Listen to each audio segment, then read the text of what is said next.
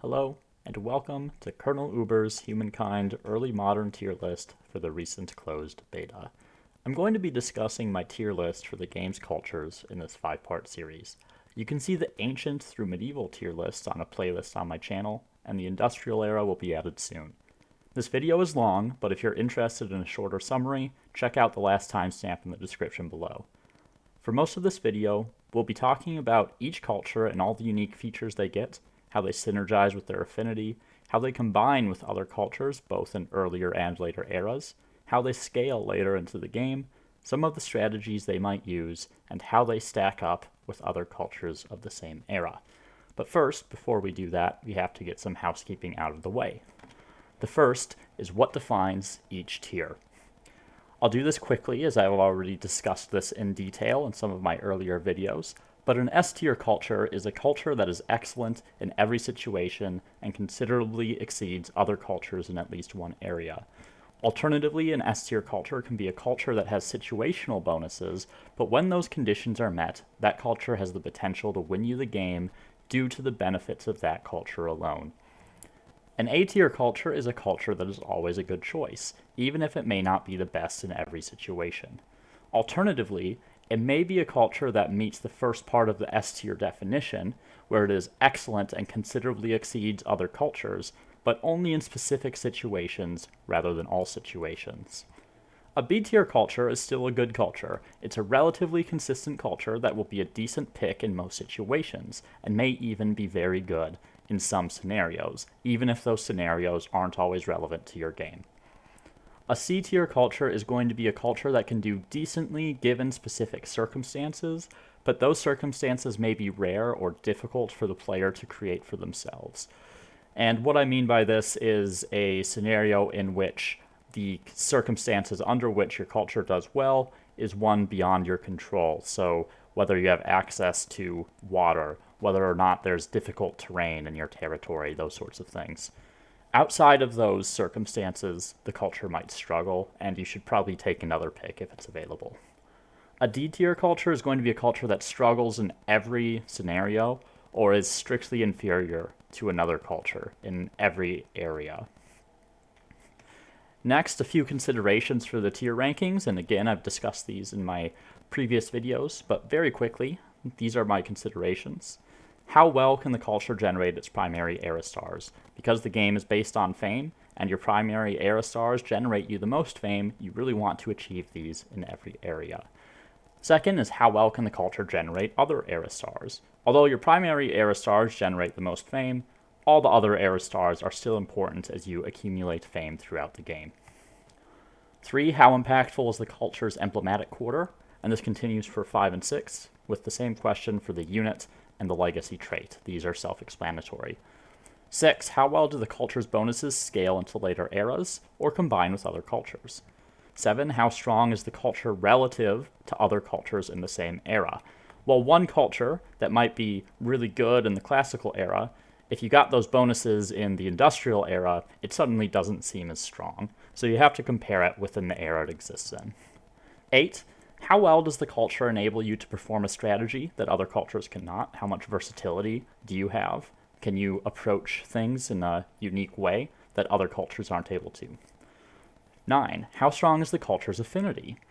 In this case, agrarian, builder, scientist, whatever it is, and this will change throughout the game as you get access to more and more resources. 10, finally, how well does the culture take advantage of its affinity? How well does it synergize with the various effects that the culture provides? Finally, a couple abbreviations I may use throughout this video. CS is combat strength. This is the power of your combat units. EQ is emblematic quarter. EU is emblematic district. FIMS, food, industry, influence, money, and science. These are the core outputs of your civilization.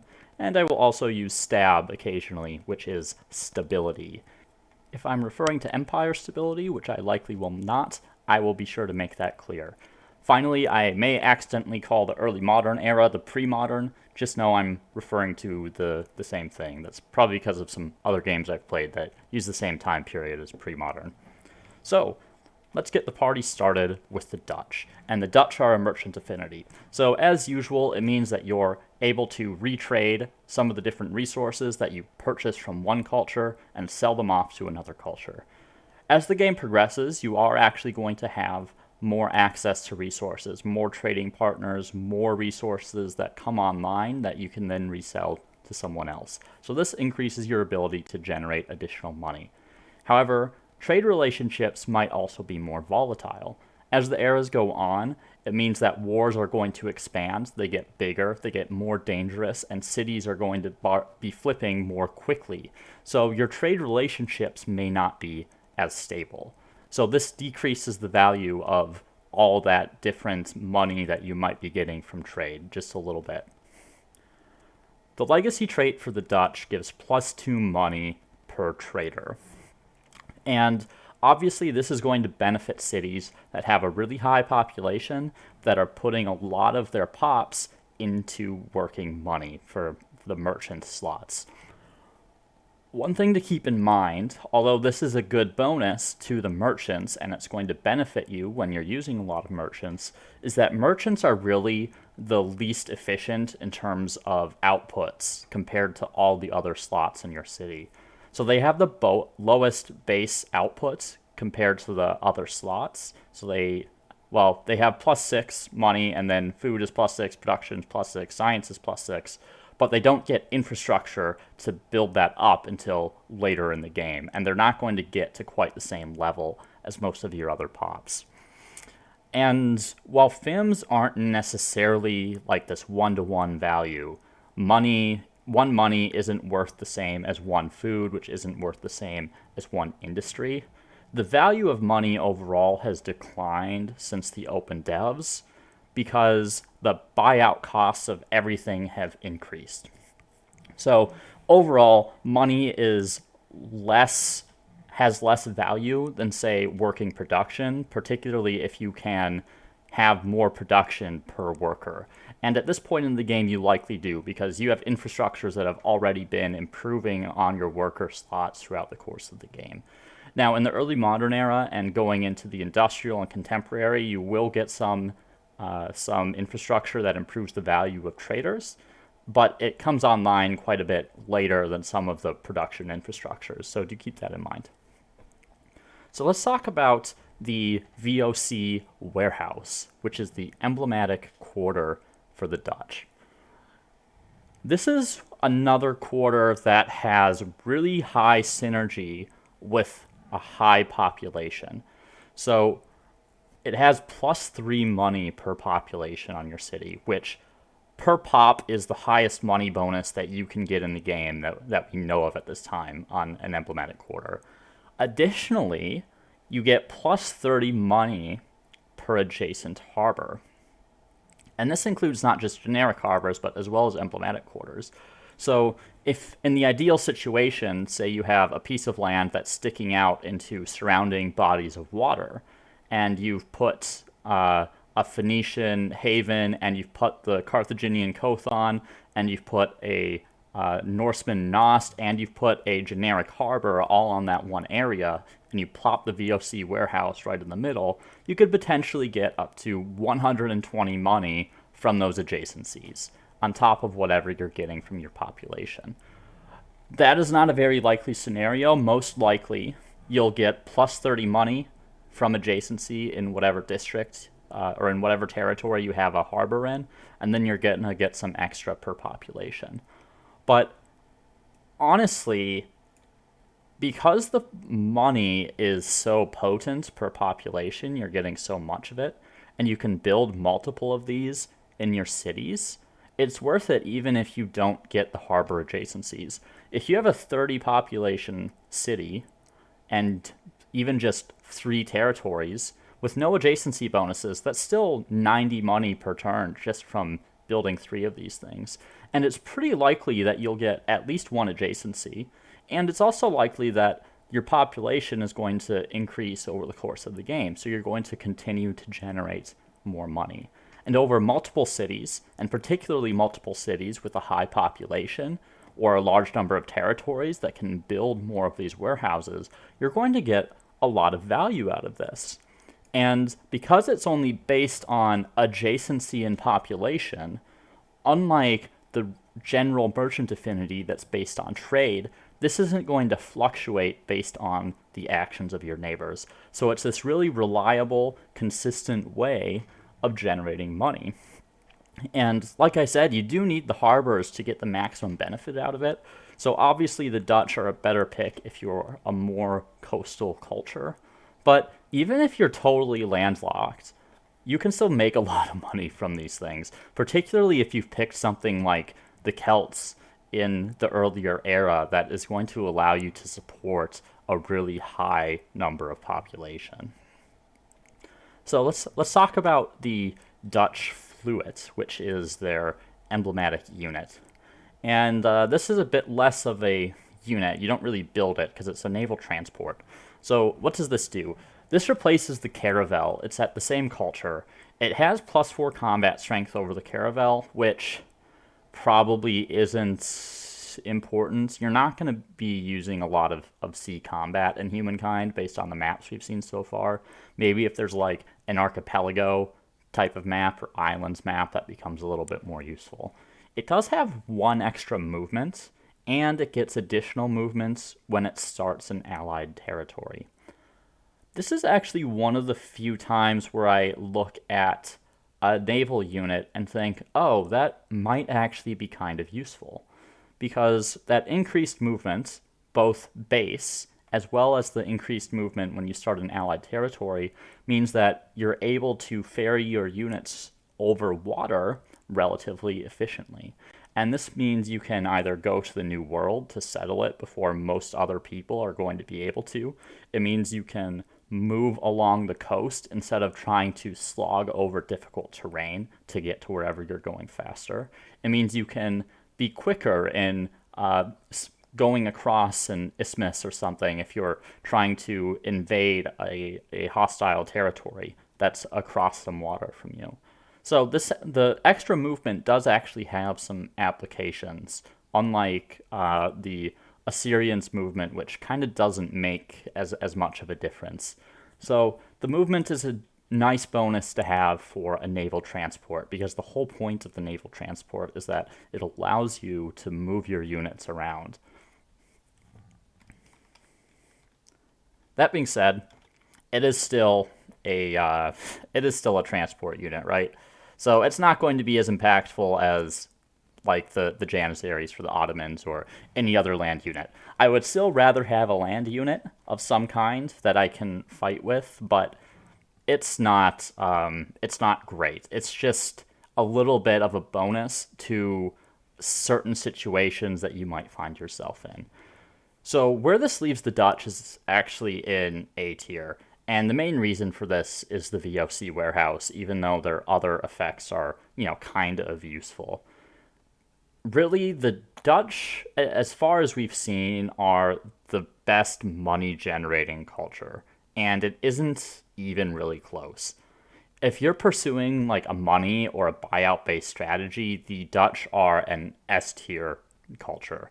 Specifically, if you're going for buyout, like you have to pick the Dutch. It is the cornerstone of your strategy. And even for a money strategy that doesn't use something like the Carthaginians or the Venetians to reduce your buyout costs, the amount of money that the Dutch generate is just so over the top compared to most of the other cultures that you have to pick these if you are really going all in on that money purchasing strategy.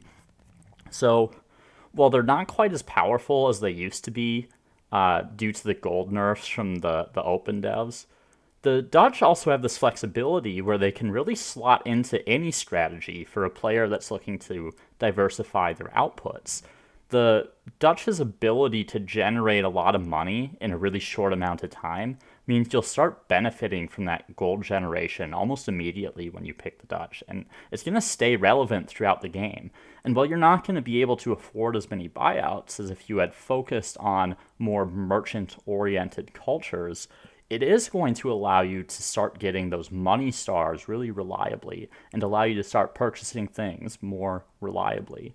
And the money stars in particular are ones that scale up really to really difficult levels in the early modern and going into the industrial era. And it becomes really difficult to get those fame stars as you progress through the eras. So the Dutch are ones that do benefit significantly from certain strategies, specifically money buyout strategies. But like I said, because of the power of the VOC warehouse and a little bit of an extra boost from that +2 money per trader that will be somewhat relevant, it means that the Dutch are A tier. They're really solid. You're probably never ever going to regret picking the Dutch, except in the very specific situation where you're getting sort of rushed by enemies with these really powerful units. But at the same time, you should be generating enough money that you can buy out enough units to sort of counteract that disadvantage. So next up, the Edo Japanese, or Edo. I believe it's Edo. So the Edo Japanese are an aesthete, and the aesthetes are probably my least favorite affinity in the game at the moment. The culture bomb is not good, because as an aesthete, you are likely generating enough culture or enough influence that all the territories you control are part of your culture already. So you can't really make use of that active ability. Now the passive, where you have cultural proximity to everyone in the game, means that it makes it harder to declare war, and that kind of goes both ways, reducing your war support. And it means you can get alliances more easily with the AI. I don't think it'll have any effect on players once we get a look at multiplayer in that regard, because you can't force players to do something one way or another. But overall, it does seem like the least impactful, particularly if you're an aesthete that has certain warfare advantages. But it can set you up for like trade relations if you've been playing a merchant culture or you plan on picking one in the future. Though the industrial era doesn't have a merchant culture, so you can't take advantage of that quite as much. At any rate, the legacy trait is a +1 influence on district. And this is all districts. So all districts in your empire suddenly get +1 influence as soon as you pick the Edo. This is, it's pretty good. You'll see some benefit from this, really, the moment that you pick the culture. And in the early modern, much like the merchant stars, the aesthete stars become substantially more difficult to acquire than they had in the previous eras. So picking the Edo Japanese specifically for this legacy trait can allow you to generate the influence that you need in order to reach your star goals for that era. And it should probably be enough to propel you through the end of the game, depending on the scaling that we see in the sort of late industrial and going into the contemporary era. The main problem with it, though, is that influence isn't particularly useful anymore once you get into the early modern. You're mostly going to be using it to claim wonders and generate era stars. And while that's relevant, it's not as versatile as the other FIMS outputs. So you can't buy out anything with influence. You can't produce anything with influence. You can't grow your population with influence. You can't research technologies with influence.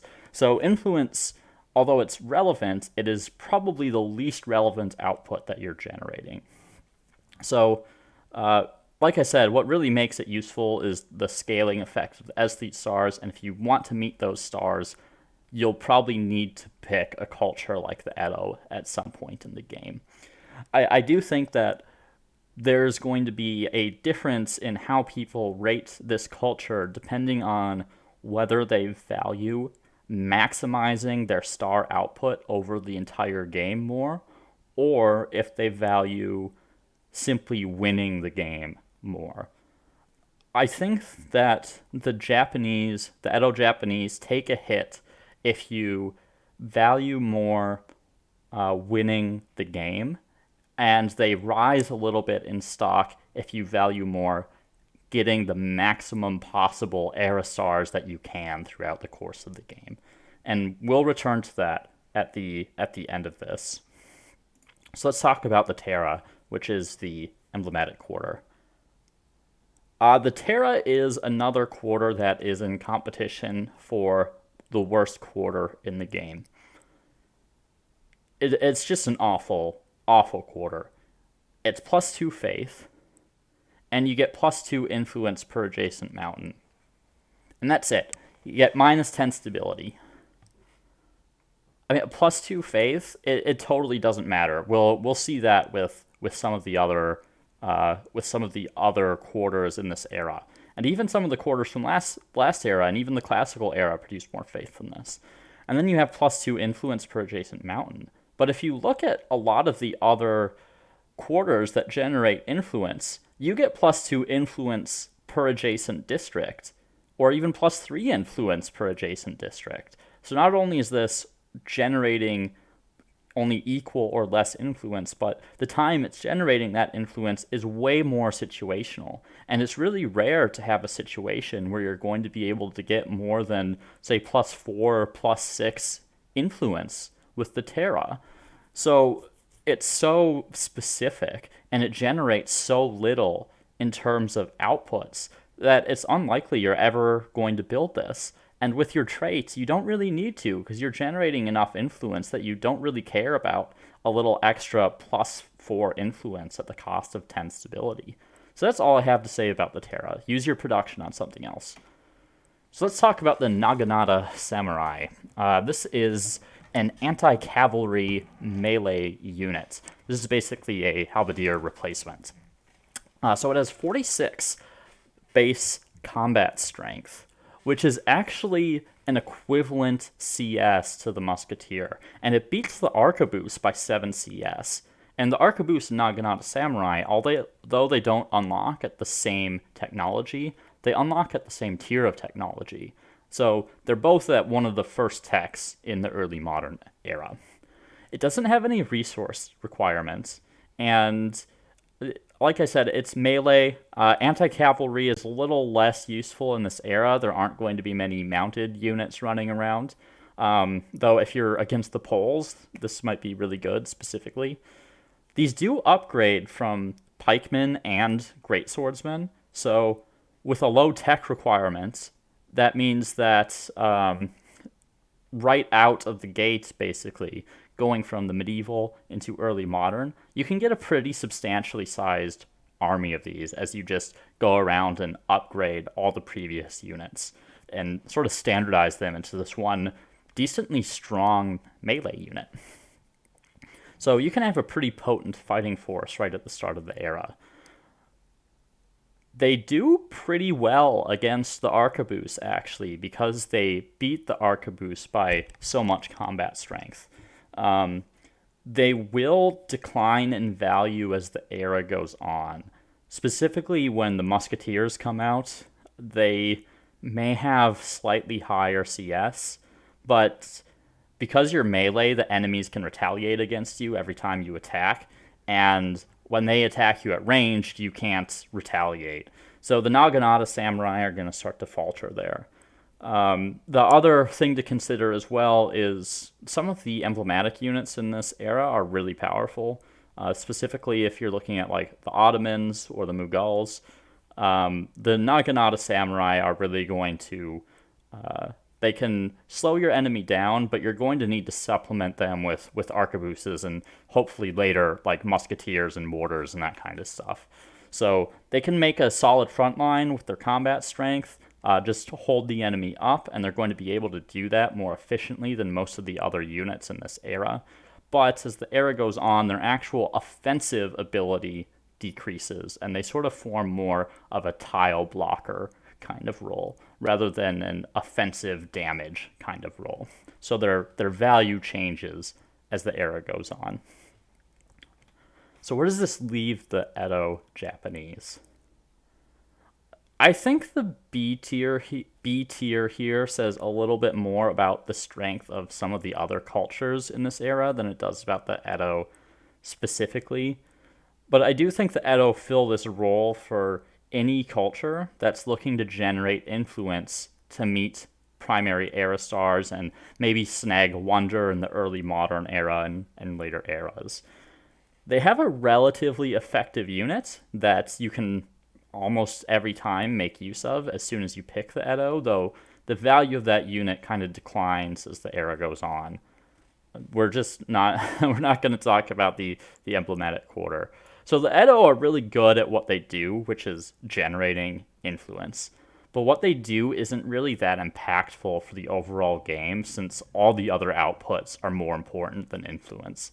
There will probably be some like effective Naginata beatdown strategies where you tech up from the medieval kind of early, put out all these Naginatas that you purchase to upgrade, and suddenly you're using the Naginata against things like great swordsmen and crossbows, where they're going to absolutely dominate the field. But that's a very niche sort of strategy, and the later you go in the game, really, the more important it is to keep your era star generation up. You don't want to sacrifice that fame unless you're really certain that your strategy is going to pay off. The influence generation is always going to be relevant regardless of what cultures you've picked up to this point. Every single culture in the game is going to be building districts. Builders might have more, they might see extra benefit from this, but really there's no one in the game that isn't going to have a substantial number of districts by the early modern era. So that +1 influence is always going to be relevant. It can play into any strategy if you need influence for whatever reason. But I don't think the Edo are a culture that really thrive in any circumstance, even if their benefits kind of apply all the time. By my own definitions, I give them a B tier, but it is somewhat reluctant because of the state of influence. I do still think it's the appropriate tier for them. I don't think they ever really struggle outside of certain situations where I would put them in the C tier. It's just that they don't really do all that much compared to some of the other picks, and influence just isn't that important. So that's why I put the Edo in the B tier. Up next, the Haudenosaunee. So the Haudenosaunee are an agrarian affinity. The +5 stability on population gain isn't really impactful because it's only a temporary boost to your stability. The active ability, where you can steal population based on city border adjacency to enemy cities, it's still an okay ability. You spend a little influence, you get a few pops, but it decreases in value as the game goes on, specifically because you're stealing fewer pops proportional to the total population of enemy cities, and you gain fewer pops proportional to the total population of your cities. So the output impact isn't as much as it was in earlier eras, even if it's still a decent ability. So the legacy traits for the Haudenosaunee grants +2 food per farmers. And this is going to let you maintain a slightly higher population, but it's only something like 1 extra pop per 5 or 6 farmers that you have, depending on how big your city already is. With other bonuses this culture gets, you're unlikely to have too many farmers anyway, unless you've already gotten like major food bonuses from previous eras and want to keep growing. So this may not be quite as impactful as it looks on the face. Ideally, you're probably going to have your pops in science and production before you have them put in food. So food is kind of like this second-rate output unless you're really, really trying to grow your population. And you don't have other options other than putting your pops into farmers.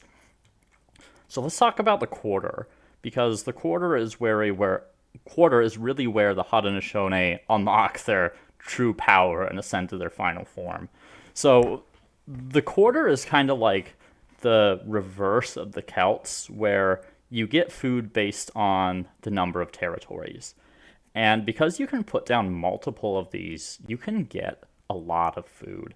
So in a city with just 4 territories, you get +20 food per quarter or +80 food on a city, on top of whatever it gets from working tiles. So this can be anywhere from like 7 to 10 population, depending on where you're at that you can support.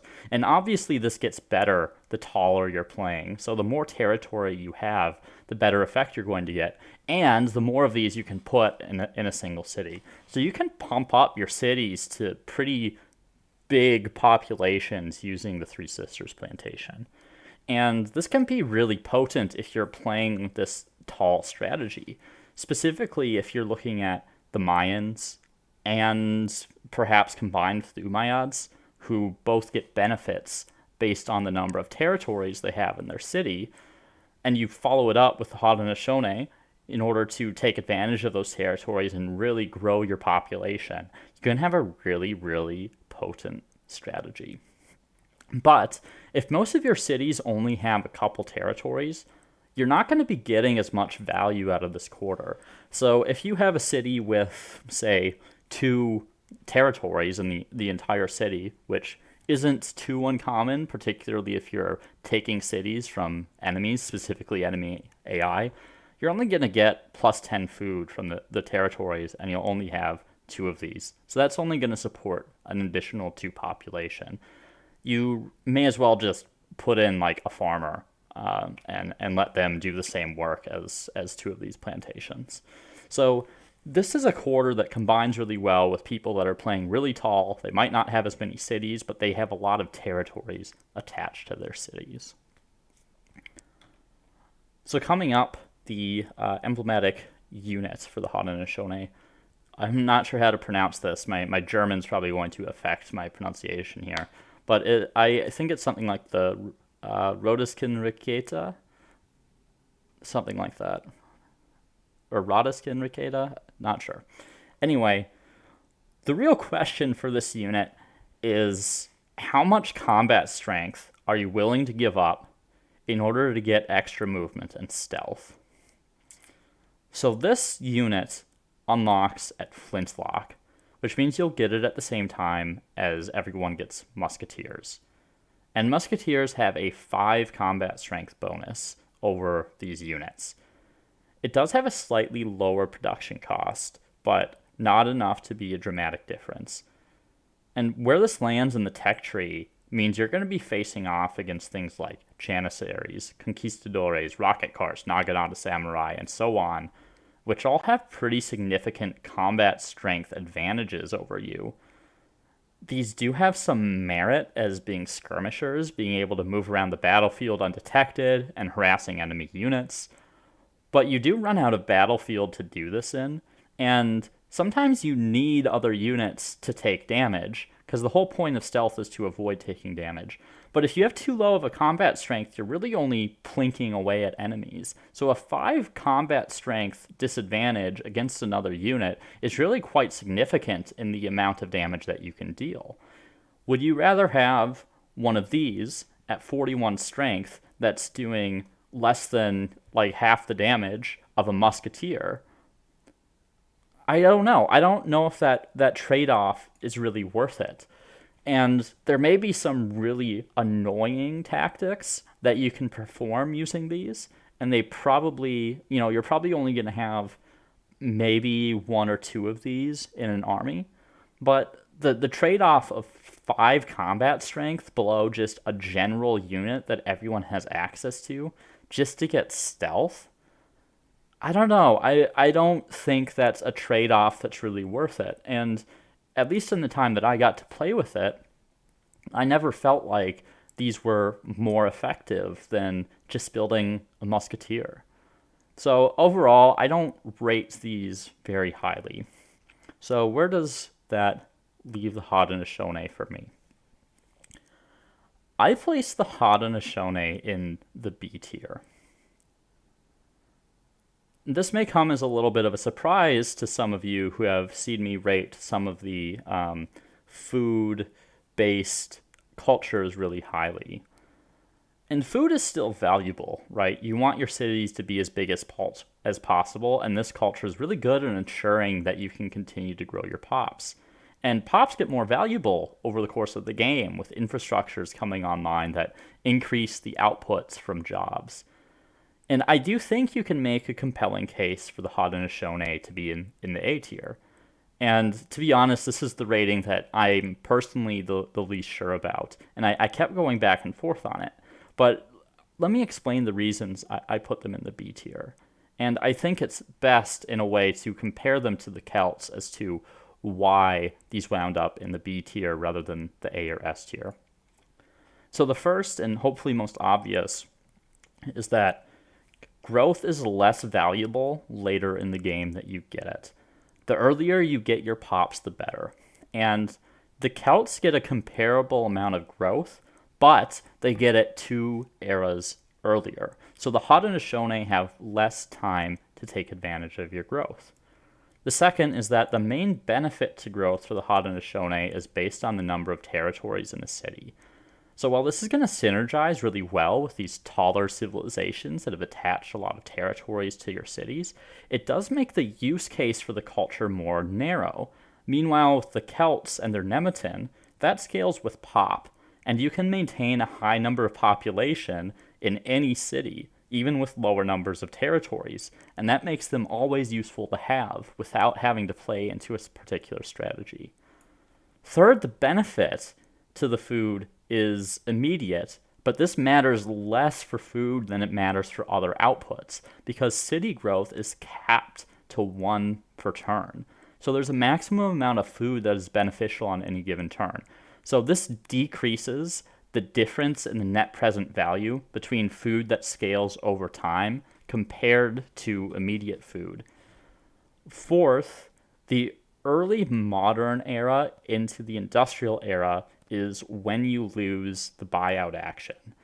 I'm not entirely sure what specific technology or milestone causes you to lose access to the buyout, but it means that your pops are going to be less useful than they would be in previous eras without access to the buyout. So the Haudenosaunee can have a lot of growth, but they have less options in how they use their population as the game goes on. Whereas the Celts have several eras to take advantage of that population buyout. The Haudenosaunee have 1. And finally, really this late into the game, conflicts get pretty large, and your empire is going to be quite sizable. And this means more neighbors and more potential war. So your unit is significantly weaker than a lot of other emblematic units that make their appearance in this era. And even on a combat strength basis, are weaker than just the musketeers that unlock in the same technology and are just this general unit that everyone has access to. The same story was true of the Celts with the Gestede or Gezeti, but because of the era that the Celts existed in, they had fewer neighbors and conflicts were going to be smaller in scale. And because unit strength difference compounds with each additional unit you add, it means the larger battles of later eras are even more deadly if you're missing out on combat strength.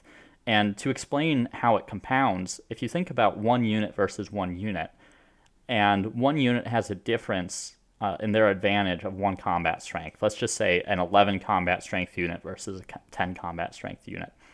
If you add 2 of those, suddenly you have 22 combat strength against 20 combat strength. If you have 3 of each, you have 33 combat strength against 30 combat strength. So the combat strength difference increases the more units are involved in the battle. And this is a substantial problem for the Haudenosaunee because there are a lot of these really dangerous units running around. You have to fight the Ottomans, you'll have to fight the Spanish, you'll have to fight the Mughals. Even the Edo Japanese with their naginata can be very dangerous to you, specifically because you don't have this really strong, unique gunpowder unit. And then because stars are substantially harder to come by in the early modern era compared to previous eras, the Haudenosaunee are less able to era up to another culture early if they find themselves in trouble. Whereas the Celts could reach stars pretty early, and they could era up to something to give them access to another unit that's going to benefit them in some way. The Haudenosaunee don't have that same level of flexibility because it's taking longer to generate your stars. So if you find yourself in trouble within the first, say, 20 to 25 turns of the early modern, then you might have some difficulty actually getting up to the next era to get access to a unit or a trait or whatever it is that you really need. Overall, and I don't mean to trash them, they're still a really good, consistent culture. But the benefits they provide are more specific to a certain playstyle, and they come later in the game than other comparable benefits. They do combine really well with the Mayans and the Umayyads, and specifically with the Mayans, you would not have yet had the option to pick a culture that's going to really significantly boost your food output. I mean, there's the Harappans, they're kind of an option, but they're definitely not comparable to the Celts or Haudenosaunee. Other empires may be able to opportunistically benefit from the large amount of growth if they've gravitated towards a taller playstyle, sort of based on the flow of the game, and particularly like previous expansionists that have taken a lot of territory and are maybe looking to settle down a bit and grow their FIMS base. Of course, if you overexpanded, other empires may be looking to declare war on you to take some territory back, and your emblematic unit isn't going to be as useful on defense as some others. So overall, I put the Haudenosaunee in the B tier just because the benefits they're getting are comparable to benefits that you got in earlier eras, and sort of the time value of those benefits has decreased relative to earlier eras. So next, this brings us to the, oh boy, I learned the pronunciation of this once. I think it's something like the Joseon. It's not Joseon, I know that much. But they are a scientist affinity, which means you can research into the next era of technology. And it means that you're able to have this active ability on your cities where you convert money and production into science. So let's start with the legacy trait. And the legacy trait gives you +4 science on lake and +4 science on coastal water. A lot of people have really strong opinions about this because it is really good. It provides a lot of science from the moment that you pick the culture. Like, you're going to see a significant boost to your science output as soon as you pick this culture to era up. And that's true. The amount of science you can actually get from this trait is going to be very dependent on the game and the geography and the random map generation you get. So I can't really provide an estimate of how much you should expect to get, but it is a pretty substantial amount just based on my experience with beta and open devs. Of course, you need to have coastal water or a lot of lakes in your territory to take advantage of it, and this is really the main benefit of the Joseon or Joseon, whatever it is. Perhaps if there's someone proficient in Korean watching, they can teach me the correct pronunciation. So if you don't have much water access, you should probably avoid picking them because you're really not getting anything from the legacy trait. And with more cities available in this era, you can also make better use of the scientist active ability to convert money and production to science, and you can start researching industrial era technologies that really provide significant benefits to your population-based outputs. So let's talk about the emblematic quarter as well, because this plays into the strategy. I think this is the Sawan, something along those lines, gets better the more research quarters that you have. You're pretty likely to have at least one city with a fair number of research quarters, and it gets some additional benefits from adjacency as well. So an average city, you're likely to have a research triangle, which means you can get the 7 base science, you can get 6 from adjacency, and then with this special trait where you get +3 science per district producing science, you could get another 9 science from that trait for a total of 22 science. You're unlikely to have many research quarters in multiple territories, though, so the science adjacency effect is likely going to be limited to your city's main territory.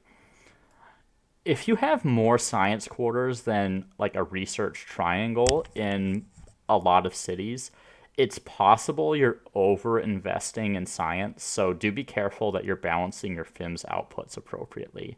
But having one city that has a really high concentration of science quarters is probably justifiable. So the Sowan's going to provide more science than just a base research quarter, so it's still worth building for sure. The effect isn't amazing if you haven't produced many research quarters in the city you've built them in, and the benefit from this is definitely less impactful than the legacy trait in most games. Um, the the main benefit to this really is that +3 science per district producing science. And because, like I mentioned earlier, your science quarters are likely concentrated in a single territory, the Sowan's probably only going to be, because of the adjacency bonus and all that, it's not as impactful as some other emblematic quarters, but it's still good. You're still going to get a benefit out of it. It's still better to build than another research quarter, at least in most situations, unless you have no research quarters in your city already. So let's talk about this next one, which I'm going to be calling a turtle ship because I am still an Age of Empires 2 player at heart. So the turtle ship is a ship, obviously, and it does have the gun platform, and that can allow it to shoot onto land. And this has 45 combat strength, which is +6 over the Karak, which is what it replaces. And if adjacent, this thing can one-shot a Karak, because it gets that +5 combat strength bonus against adjacent targets, which is really quite good. Of course, it has the drawback of still being a ship, and it's over twice as expensive as the Karak, so it's going to take a lot longer to produce. It also requires 2 saltpeter and 2 copper compared to just 1 saltpeter for the Karak. And saltpeter in particular, right when you enter the early modern era, it can be hard to even get 1 of those, let alone 2. So if you don't have access to those resources, you might not be able to get this thing even out the gate to actually make use of it. Now, I've ragged on ships enough that you all probably know my opinion of ships in general. However, this one does have the potential to be one of the best units in the game, given the right map type and terrain generation. But outside of those situations, it might be pretty much useless. There is a little bit of a benefit because it's a gun platform with a pretty high combat strength. You can use it to help your land units assault a city that has some tiles near the coast. And specifically in the early modern, you might start crossing over oceans in order to access other people's territory. So this has the ability to help support a oversea invasion along the coastline. And with the increased combat strength, you'll be pretty effective against some of the units that appear in the early modern. So it is a little bit more flexible than some of the other ships that we have seen up to this point, but it is still a ship, and if I had the option, I'd still prefer a land combat unit. So where does this land the Joseon? For me, this puts them in the A tier. So the Joseon are a culture that can synergize with anyone, really, as long as there's coastal access. There are some cultures where it's more likely for coastal access to be present, like the Venetians, Carthaginians, Norsemen. Because the difference from early modern to the early stages of the industrial isn't quite as substantial as medieval to early modern in terms of unit combat strength and FIMS outputs, the Joseon aren't quite as strong as the Umayyads in their ability to get next tier techs, and a lot of the FIMS output infrastructure are hidden behind several tech gates in the industrial era. So I see the Joseon as more of a catch-up culture for those that have fallen behind in the science game, which is pretty likely if you've played like Phoenicians, Carthaginians, Norsemen. But this can really be true for most other cultures.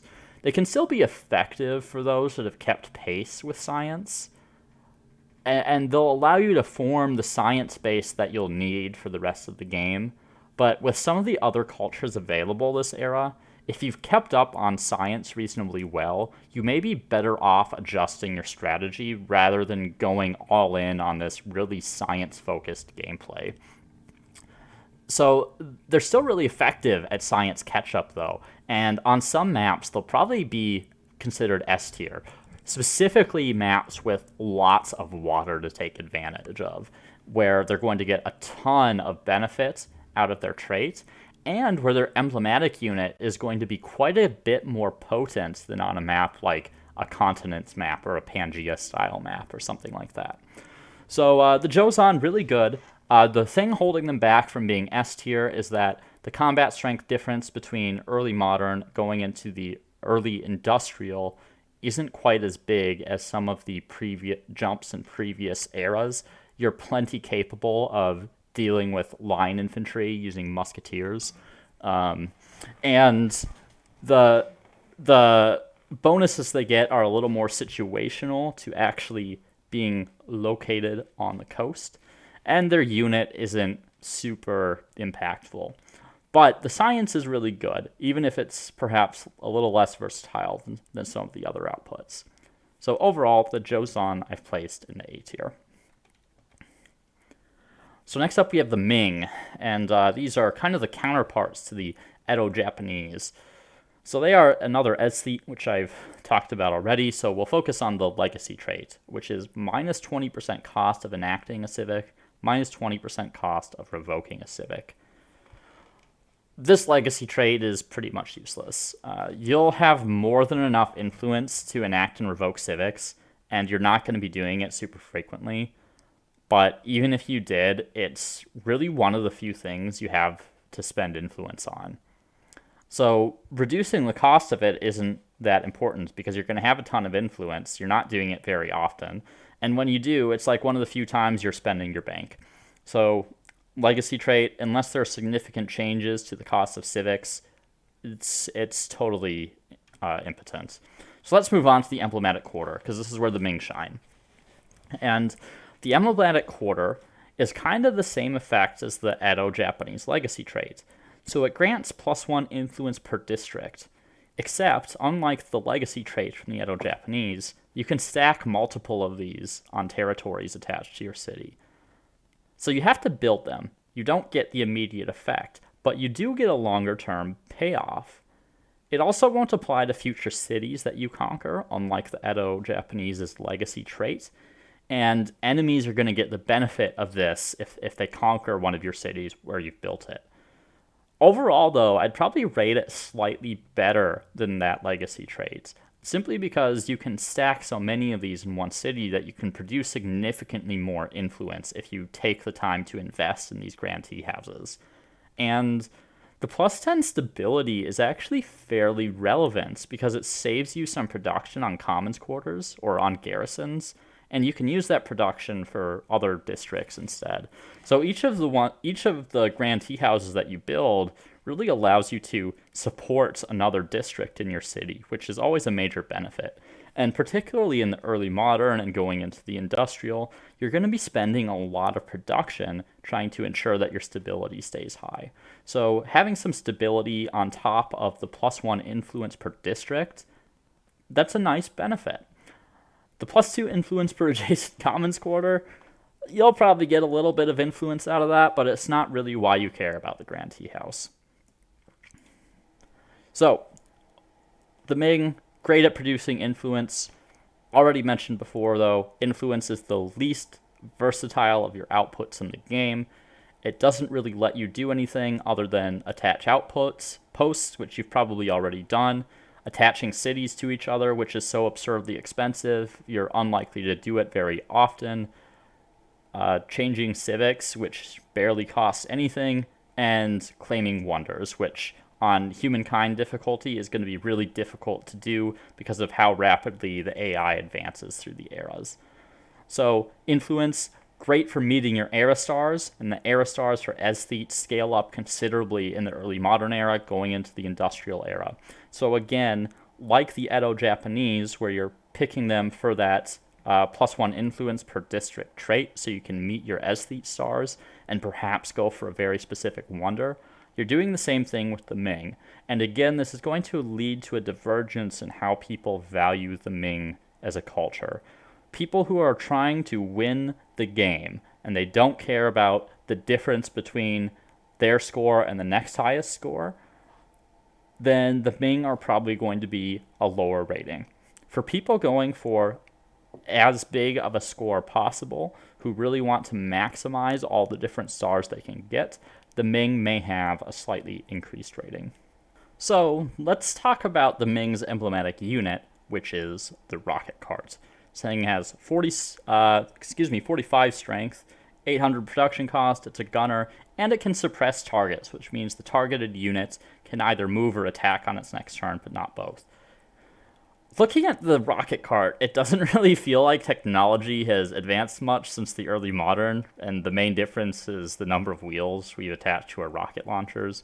But that aside, this thing unlocks at gunpowder, one of the very first technologies, if not the first, you're likely to unlock in this era, so you'll probably have access to it right away. The rocket cart has a production and population cost advantage over the arquebus as well, and a +6 combat strength advantage, which is pretty substantial. You'll do over half damage to an arquebus if you're on even terms with each other. I don't recall being able to upgrade anything into the rocket cart when playing the game, and the wiki doesn't list any units that upgrade into it, so assuming this is accurate, you do have to hard build the rocket carts, and you won't be able to upgrade them again until machine guns. They are at -1 combat strength compared to musketeers, which, while relevant, isn't that bad considering how early in the game you can get them. And the suppression effect is nice to have as well. You can lock an enemy unit down in place, which can prevent the enemy from cycling them out to try to save the health of their unit, or save the unit as a whole from just outright dying. Or you can prevent the enemy from using a unit to fight back on that turn. They have to make a choice between moving or shooting / melee attacking, depending on the specific unit you're targeting. Either way, it's not the best. I don't think it's as good as just more combat strength most of the time, but it is a useful effect to have, and particularly against cavalry or a unit that has the fire and move effect. You can have a really devastating effect on those units if you have the opportunity to shoot them. There is a major drawback here, though, which is that it requires 3 saltpeter, and that's a really steep requirement, particularly for something that unlocks at the same tech that allows you to exploit saltpeter, right? So most of the units that you get at the same time as you unlock the resource requirement, typically they only require 1 of that resource, and sometimes they might require 2. What we've seen in the open devs and the closed beta is that saltpeter in particular can be really hard to get unless you have a lot of stable trade relationships or you have a particularly large empire. And not only that, but you'll have to build a bunch of these deposits if they're in your empire, or if you have allies that you're trying to trade with, you have to rely on them having the saltpeter and building the extractors in order to trade with them. So this can be a pretty significant delay in actually getting the rocket carts out. You're unlikely to be able to get them as quickly as you're able to get an arquebus, particularly when the arquebus can upgrade immediately from crossbowmen, just with gold, and as long as you have access to a single saltpeter. So the rocket cart, while stronger and you can make great use of it, it's also going to be slower to get out, specifically because of the resource requirement. So where does this put the Ming? For me, this puts the Ming in the same tier as the Edo Japanese. And they find themselves in a very similar situation, which I've mentioned before. So the Ming are perfectly capable of generating a large influence output. It's just not as impactful on the game as the rest of the FIM's outputs. I wouldn't say the Ming are situational either, right? You can reliably pick them in every game, and you'll get the influence benefits from doing so. And the early modern isn't a bad era to pick a culture that can generate you influence if you really want to get aesthete stars in the back end of the game. And the rocket card is a decent unit, but the 3 saltpeter requirement's pretty hefty. But if you have access, the rocket card could be really effective. So what really drags the Ming down, the same as the Edo Japanese, is just the lack of things you can spend influence on. And the Ming kind of go all in on the influence. And unlike the Edo Japanese, although I would prefer to have rocket carts over Naginata Samurai, the rocket carts in practice are much more difficult to get out because of the resource requirement. So it's a trade-off. And overall, I largely felt like the Ming and the Edo Japanese were on the same tier when it comes to their ability to do the things that they want to do. And they do generate influence exceptionally well, better than pretty much any other culture in the game that we've seen up to this point. But influence, you're using it for stars and maybe to claim a wonder. That's about the extent of it at this point. Like, the civics cost of things is negligible. The attaching outpost cost is pretty negligible. Combining cities is so absurdly expensive that even if you focus on influence generation, you're not going to be able to do much of it anyway. So Ming, along with the Edo Japanese, both in the B tier. So next up, we have the Mughals. And the Mughals are the builder of the era. And much like the scientist, it means that builders are able to make better use of their active ability, where they convert science and money into production, because they're not as dependent on a low number of cities to generate all their outputs. So you can turn this on in 1 or 2 cities, you can pound out like a ton of quarters or a bunch of units or whatever it is that you need, and then turn it off again once you need your science and money outputs back. So the legacy trait is plus 2% industry per number of territories in your sphere of influence on the capital. So let's break this down a little bit. First, it only applies on your capital, which is likely the city with the highest production and pops in your empire, but not necessarily. But it's likely to be very well developed, so it's a good place to get this bonus production. But it's not as good as getting it across your entire empire, obviously. And this bonus production can make your capital really quite potent at being your recruitment center, because if you combined with some things like the Mycenaeans or Aztecs, you can really create a lot of units. And in the early modern era, you're going to be somewhat stability limited. It can be quite difficult to manage your stability once you get to this point of the game, and your cities really start exploding in terms of size. So it makes the Mughals a really good place to have like the centralized recruitment center for all your units, because of the massive amount of industry bonus that you can get from this legacy trait. It does require a fairly strong culture in order to benefit from. So you want to have your culture spread to as many territories as possible in order to benefit. So if you have 10 territories under your sphere of influence, you'll get plus 20% industry. And the more you have under your sphere of influence, the better this effect is going to be. This isn't typically hard to do against the AI. You're not going to have to try too hard, but it's going to be more difficult in multiplayer to actually make use of. So cultures in the past that have bonuses to their influence generation are going to work well with this legacy trait, even though the legacy trait's only applying to one of your cities. So let's talk about the emblematic quarter, the Jama Masjid. And it's kind of a maker's quarter, and it exploits nearby industry and all that. It gives you a little bit of faith, a little bit of adjacency per maker's quarter, and a base of plus 3 industry. But the real kicker with the Jama Masjid is plus 3 industry per worker. So you remember how the Khmer got plus 2 industry per worker as a legacy trait? The Jama Masjid is actually insane, because you can get multiple of these in one city that likely already has a high population and therefore a lot of workers. So the benefits from this are absolutely incredible. It can be almost impossible for someone to catch up to your level of production once you have a few of these down in your core cities. And while the Khmer were good for getting a great amount of like both food and production yields, the potential production you get from the Jama Masjid is way, way higher than the beret. So the Jama Masjid is something that works really well in cities with high population and high number of territories. You want as many pops as possible working as workers in order to generate more industry, and you want more territories so you can put down more Jama Masjids to farther compound the bonus industry that you're getting for workers.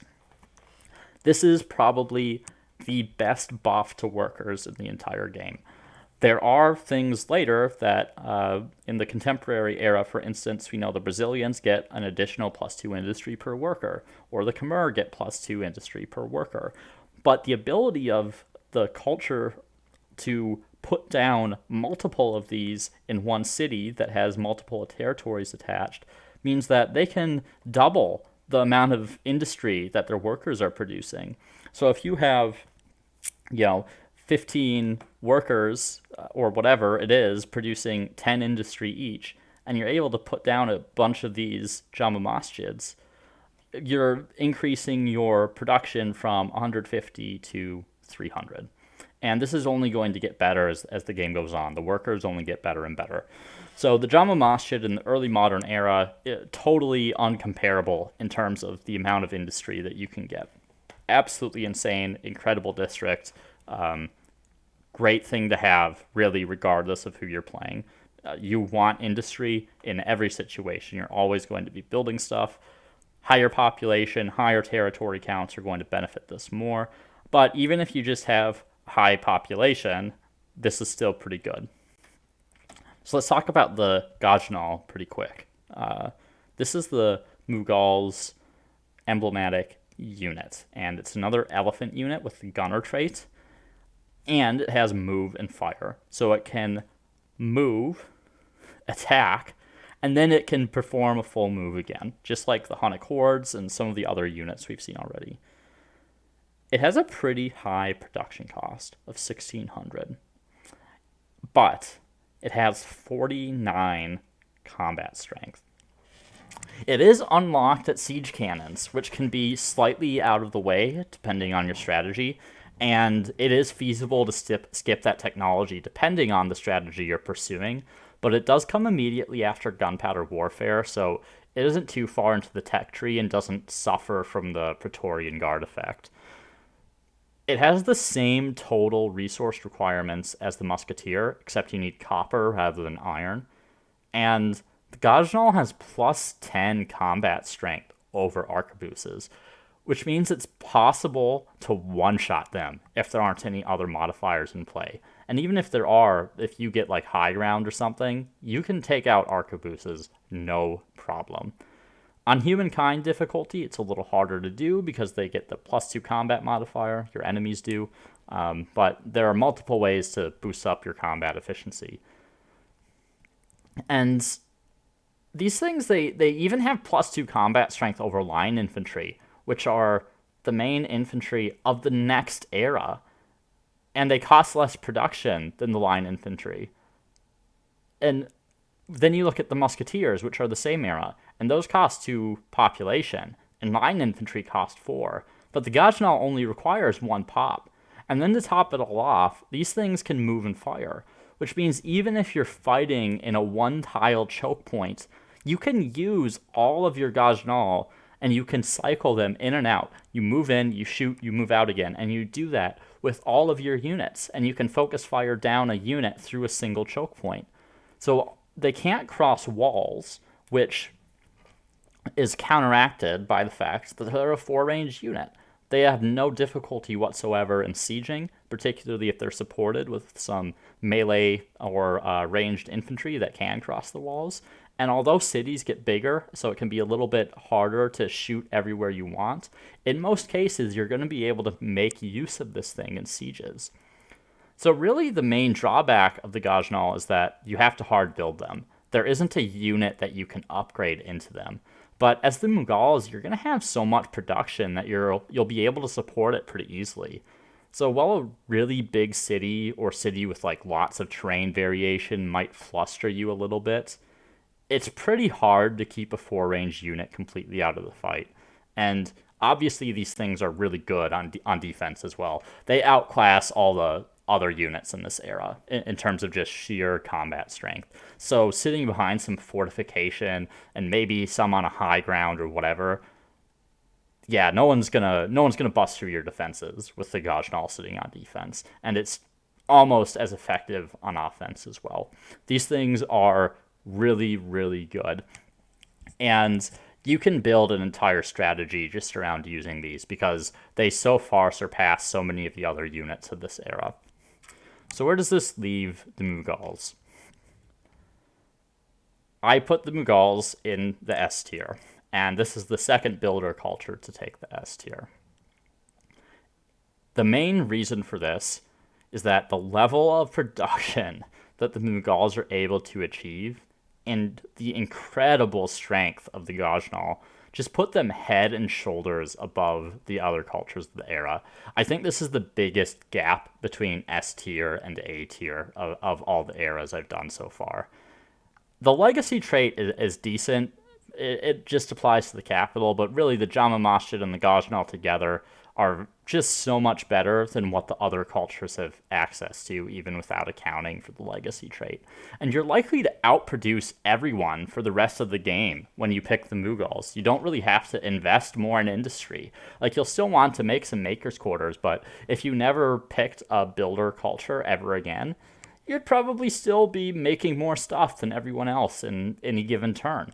And particularly as the game goes on and you're moving into producing a lot of units in order to conquer opponents or defend yourself, rather than just building a bunch of quarters, the ability of your capital specifically, but really all the cities that have the Jama Masjid, to constantly churn out a ton of units every single turn is going to be really, really valuable.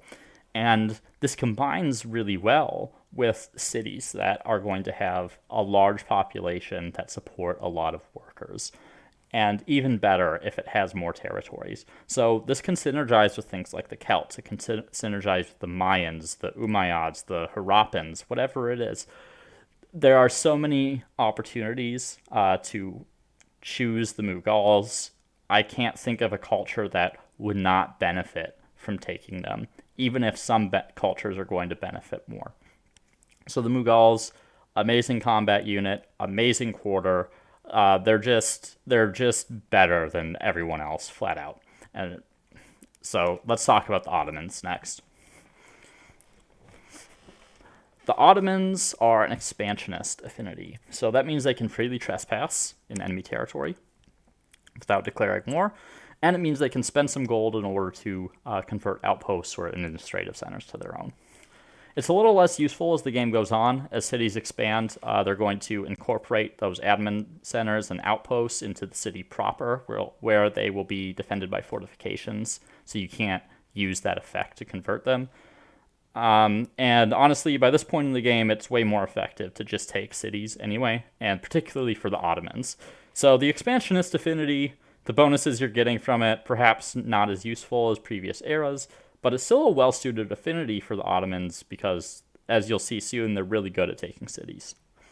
So the legacy trait is that it modifies the attach outpost cost by minus 15%. So it's 15% less influence to attach outposts. There are a lot of bad legacy traits in the early modern era, and this is one of them. It doesn't really do anything for you.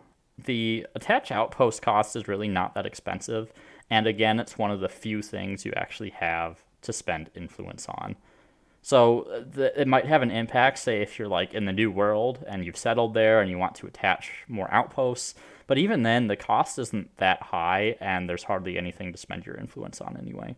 So legacy trait maybe would have been useful in like the Ancients. Not very useful in the early modern. So let's talk about the emblematic quarter, the Sultan Kami. This is a religious building. It doesn't exploit anything, but it gives you a little influence per adjacent district, and critically, it gives you +1 faith per district. I believe in the closed beta you could actually build an unlimited number of these, but I don't think that is intended There are very few quarters where you can actually do that. So I'm assuming that this is actually in truth only limited to one per territory. So this is an excellent district for faith. And you get a little bit of influence on the side as well. This has actually great synergy with the Teuton's Kaiserdom and the legacy trait. So you can get some like extra money and science and have a really strong faith game. Unfortunately, faith isn't that good. And while the bonus from the Teutons is nice, it's not enough to make religion go from okay to good. Religion's a bit of a sideshow, but a couple of the tier 4 tenants can have really substantial impact if you manage to get them, which is pretty likely if you're building this. And specifically as the Ottomans, what you're probably interested in is the 4th tier tenant Meditate Often, which gives all your units +2 combat strength, which is amazing. That's a really good tenet. Something you want to watch out for if you are playing as the Ottomans specifically, but really any expansionist culture. If you pick +2 combat strength on your units as your final tier tenet, it means that it makes it more likely for your opponents to switch to your religion because they also want the benefits of the +2 combat strength. So when you're building your religion, what you need to consider is that a tenet that I want? If the answer is yes, consider building your religion such that people that switch to it aren't getting any bonuses other than the +2 combat strength. So this means you can choose bonuses that focus production on holy sites, because the holy sites for other religions, if your opponents switch, aren't going to provide anything. So you can focus all those benefits on the holy sites that you build and get the +2 combat strength. And then if your opponents switch to that religion, it means that they'll get the +2 combat strength, but they're going to lose all the other benefits that come with your religion, and they have to trade off whatever benefits they were getting from their own religion. So keep that in mind as you're using this to pick your religious tenets. Let's talk about the emblematic quarter, the emblematic unit, the Janissaries. This unlocks at gunpowder, so at the same time as the arquebus. It is a 44 base combat strength unit, requiring 1 iron and 1 saltpeter, which isn't too bad. Typical 4 range, gunner unit, so can retaliate at full strength against close combat attacks. Really, the meat of the Janissaries is Siege Mastery, which gives you +3 combat strength when participating in an assault or a sortie. So the Janissary is a unit that already has +5 base combat strength over the arquebus. And when you have the Siege Mastery buff active, you get +8 over the arquebus. This is really good, and particularly because the later in the game you go, you are going to have a larger proportion of battles taken up by assaults or sorties. And with the Janissaries, you're going to want to sortie every single time that you're defending if you have Janissaries available. So you're going to reliably get these bonuses. So a lot of the time, you'll be at 47 combat strength. And even if you're not, it's already a benefit over just straight up arquebuses. They do have a combat disadvantage against musketeers if you're out on an open field. But if you really need to, you can avoid those engagements and choose to try to fight a sortie or an assault. So if you have a couple little combat boosts, like say you have Meditate Often to give you +2, the Janissaries are capable of one-shotting arquebuses. And they unlock at the same technology. Think about how powerful that is.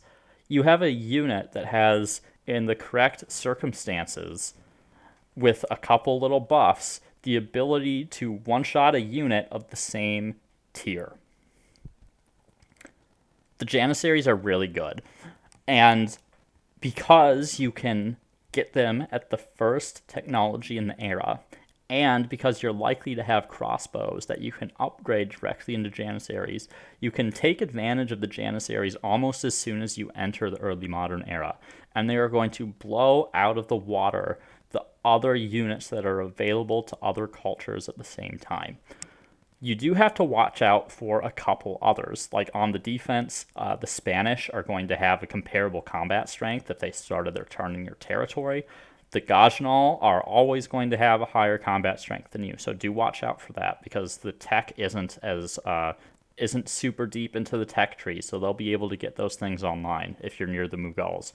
But overall, the Janissaries, because of how early you can get them and how reliably you can get them and how reliable their bonus combat strength is, means you're always going to be taking full advantage of the Janissaries.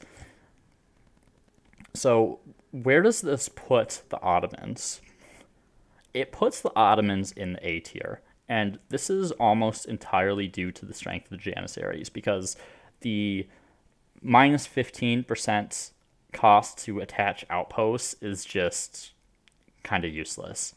So the Janissaries are really what makes the Ottomans competent expansionists. They're significantly better versions of the arquebuses that you get at the same time, and the difference is really large.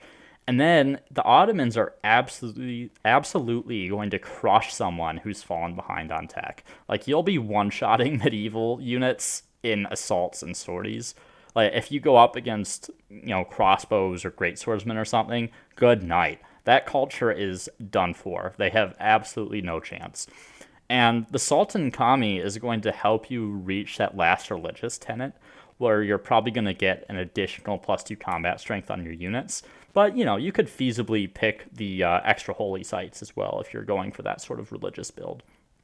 And like I mentioned before, there's a certain irony to picking the +2 combat strength if you're going for an expansionist culture, because other cultures might convert to your religion to get that benefit. So you'll want to build your religion kind of around holy sites rather than like the co-religionist states kind of stuff.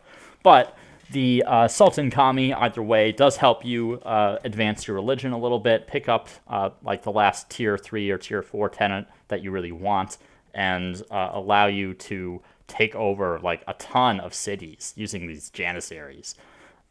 So the Ottomans, really, really good expansionists. Like, their units just so good that I couldn't justify putting them in the B tier, because the Janissaries are something that are always going to be relevant every single time that you get them. They'll absolutely crush lower tier units, and they're going to trade really well with units of the same tier. And even the tier above them, the Musketeers, are lower combat strength in sorties and assaults. So overall, the Ottomans can absolutely roll over the world at the start of the early modern era. So next up are the Poles, which are a militarist affinity, which means that they can they can convert their pops into the sort of home guard units, the free ones that you get when you're being assaulted at one of your cities, and they get some base war supports every time they want to declare war. They do have this legacy trait, which is +20 fortification on garrison. And garrisons are something you'll probably have some of to maintain stability, particularly in your earlier cities before you have access to some better ways to manage your stability. While it will give you combat strength and it'll take longer to destroy your fortification in sieges, who really cares that much? Garrisons are worse than just having more units when it comes to defending. And static emplacements can just be avoided by an enemy until they're ready to overcome your advantage. Like, it's unlikely that your opponent is assaulting you unless they think they're going to win. So the trait kind of rests on your opponent overestimating themselves to really be useful in a siege. I'd still rather have this than like the Ottoman trait or the Ming trait, because there will be some circumstances in which it can be relevant. But +20 fortification on garrisons, just not great. I'd prefer if it were just like a flat +10 fortification on cities, because then it can benefit all of your tiles, right? So it's a much more competent defensive advantage. Whereas +20 fortification on garrison, it's just whatever unit is sat in that one specific tile. And that's just not of an advantage justify it being a legacy trait, in my opinion. So let's move on to the Barbican, which is the emblematic quarter for the Poles. Really the only thing this does is prevent adjacent tiles from being pillaged, which I suppose is kind of nice. So this has some applications in a long war of attrition, specifically if you're against someone that has the Goths or the Mongols legacy trait, or perhaps someone with a lot of Gnosts. But typically by this point in the game, a lot of your admin centers are likely to be integrated into your cities. I suppose this may be good for really tall civilizations that have a lot of outposts to defend, but why not just use the production towards units instead? They'll be useful anywhere. They can attack or defend, and they aren't stuck in a single location. And pillaging isn't really super important anyway. Maybe against an expansionist culture, but the expansionists of this era are more than capable of just taking your cities rather than stealing outposts one by one. So pillaging just declines in value later in the game as star requirements increase and you're fighting against the clock to get stars before going for an era up. 99% of the time, you're better off just focusing on taking a city rather than going around to individual outposts and looting or converting them. So it's a very niche use for the Barbican because it's unlikely that your opponent's really going to be pillaging you in the first place. And even if they could, I'd rather just have units that can fight the pillagers off than a defensive quarter that stops them from pillaging. I mean, I'll talk about this a little bit more at the end when I'm giving my final rating, but if you are so far on the defensive that you can't handle the enemy and you still want to win the game, you have to take risk. The farther behind you are, the more risk you have to take. By playing it safe, by choosing the Poles, you're not getting any benefits that are going to help you outpace your opponents and ultimately win the game. You're just trying to survive. And if you want to win the game, you can't have a survival mindset. So the Barbican is 100% survival mindset. If you want to win the game and you feel like you need Barbicans, think about choosing something else, because there are units that are going to serve you better. You can get the Gajnal, you can get the Conquistadores, you can get all sorts of other units that are going to benefit you without having to rely on these Barbicans to try to save you. So next for the Poles are the winged hussars. These are more cavalry in the early modern. And as I've said in previous videos, melee cavalry not only can't cross walls, but they get worse as the game goes on, because the proportion of land taken up by cities increases. It does have some merits, though, specifically Charge Master. Charge Master means that the target of whatever the winged hussars are charging against can't retaliate. So when this winged hussar is charging, it has 48 combat strength, and your opponent's not going to be able to do any damage back to you. And you also have a lot of movement to reposition on the battlefield. But the value of Charge Master declines a lot in an era where the bulk of forces are attacking at a range where they're safe from melee, and they can't be retaliated against anyway.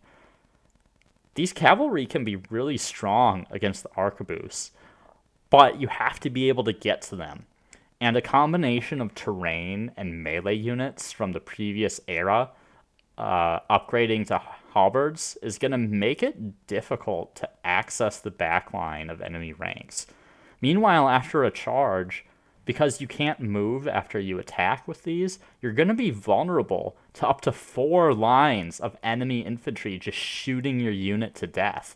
So you get one charge in and you do a bunch of damage, and then the entire army is just able to turn on you with their arquebuses or their musketeers, their halberds, whatever it is, and just immediately eliminate you because you have to go and expose yourself in order to do damage.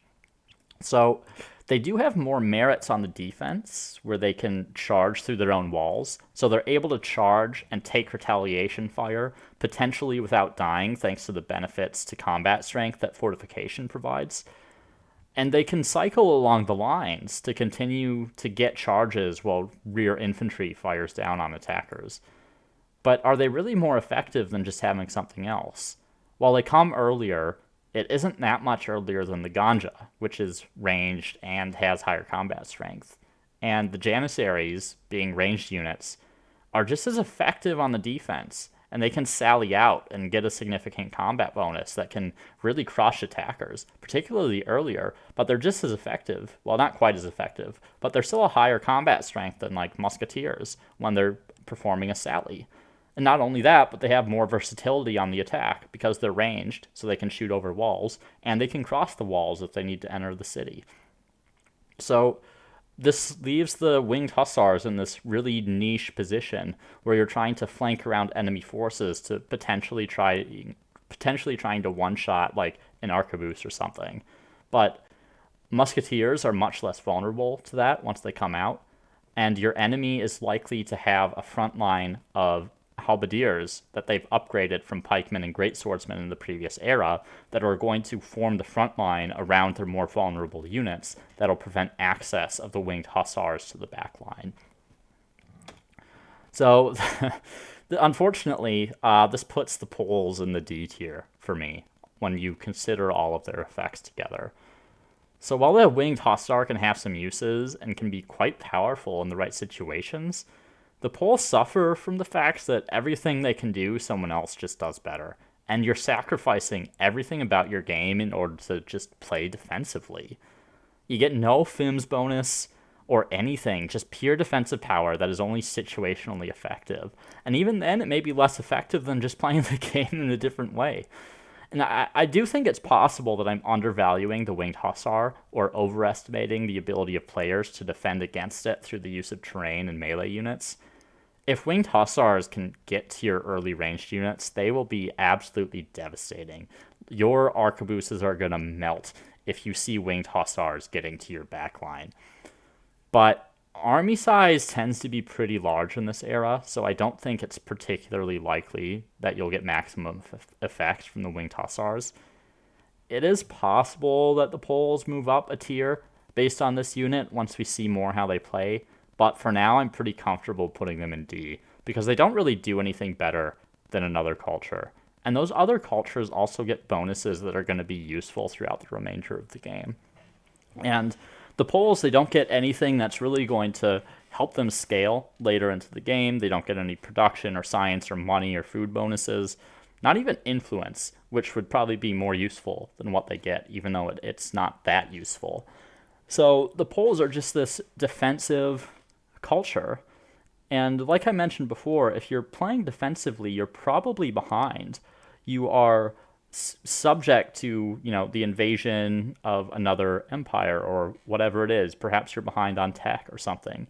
And when you're in those situations, you need to take risks in order to win the game.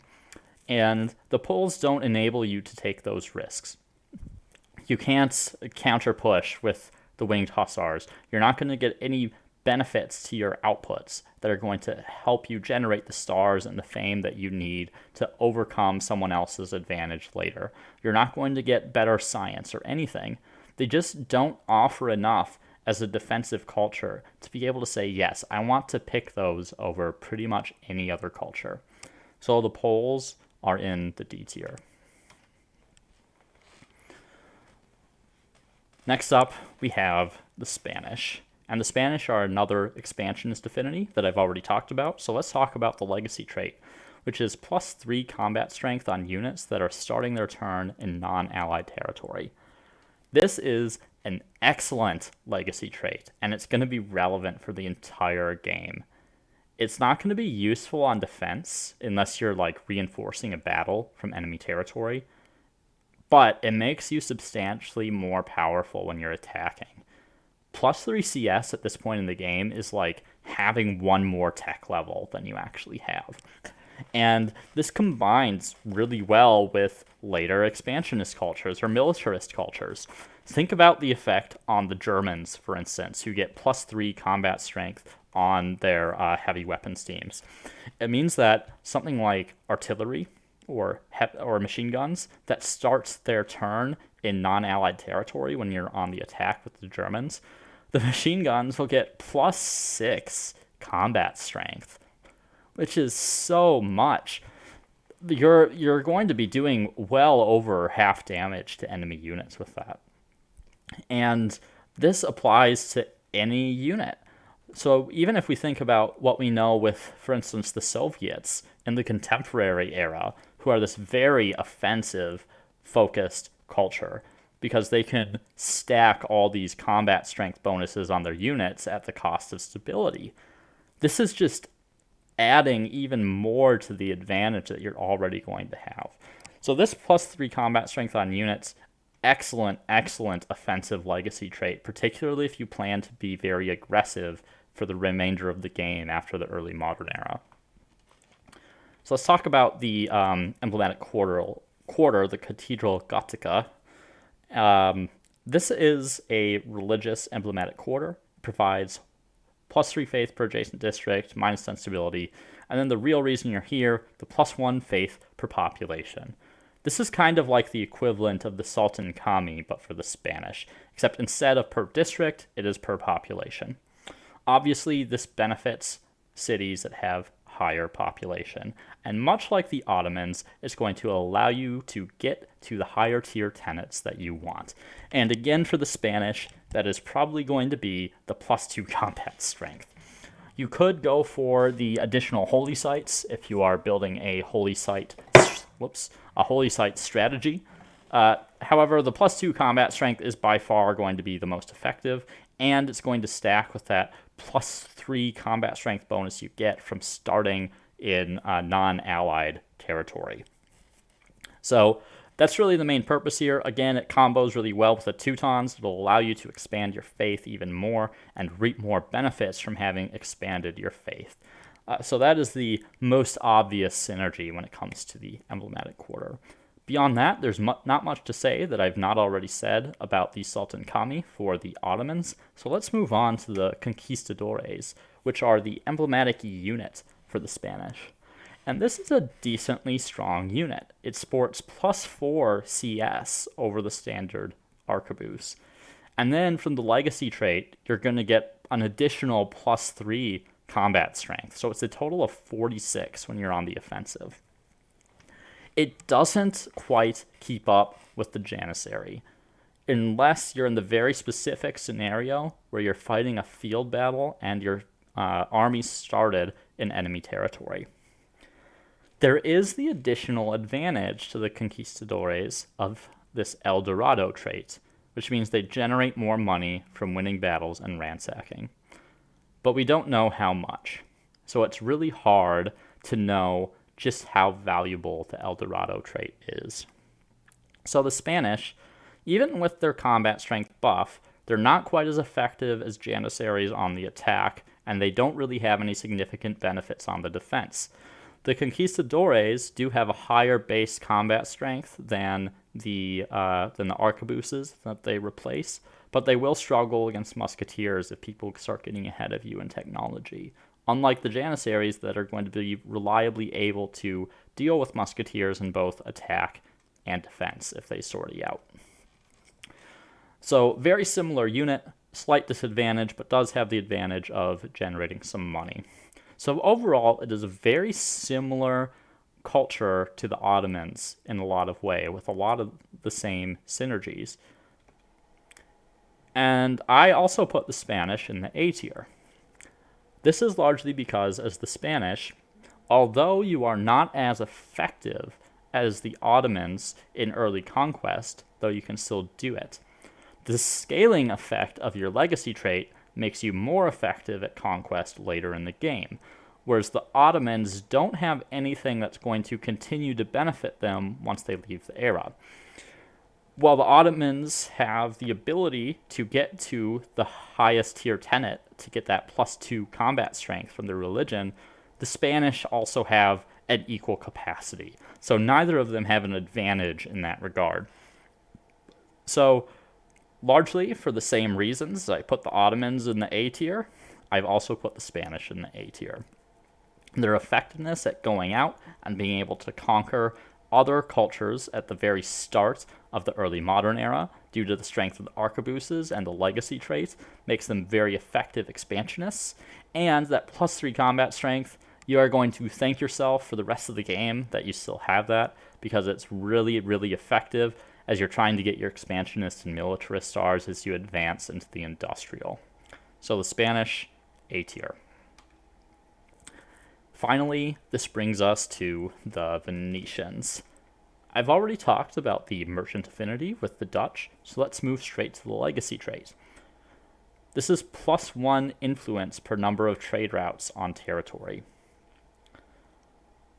+1 influence on trade routes can generate a fairly sizable amount of influence.